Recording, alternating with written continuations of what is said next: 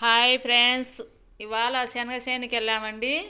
అక్కడ చెట్టు కింద కొంచెం అంత చేను అంతా అయిపోయింది. ఇక్కడేమో కొంచెం పచ్చిగా ఉంది. అందుకని అమ్మాయి రెండు కొమ్మలు పీకుతానక్క అని పీకుతుంది. చూడండి, తినటానికి బాగుంటాయండి. అది తీసుకొచ్చాము, పీకింది. అవి ఇంటికి తీసుకొచ్చామండి. అవన్నీ మొత్తం అన్నీ కోసి మనం బాగా శుభ్రంగా కడిగి అన్నీ వేపుకుంటే బాగుంటాయండి.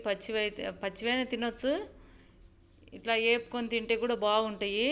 అందుకని అదంతా ఇంటికి తీసుకొచ్చి కొంచెం మొత్తం అన్నీ శుభ్రంగా అంతా ఏమన్నా పురుగు ఇరుగు ఉంది అని బయటే మొత్తం ఇదిలిచ్చేసి లోపలికి తీసుకొచ్చాను.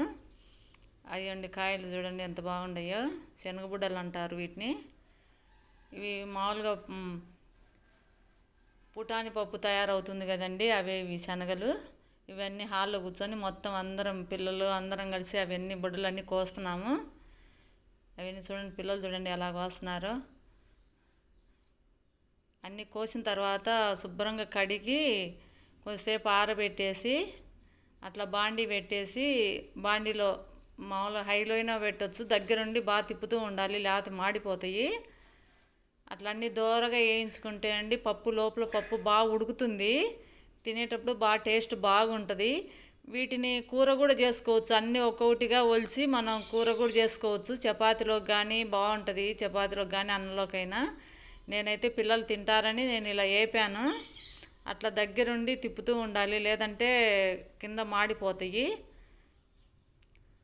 అది చూడండి, ఇంకా కొంచెం వేగాలి, బాగా అన్నీ బ్రౌన్ కలర్లో రావాలి.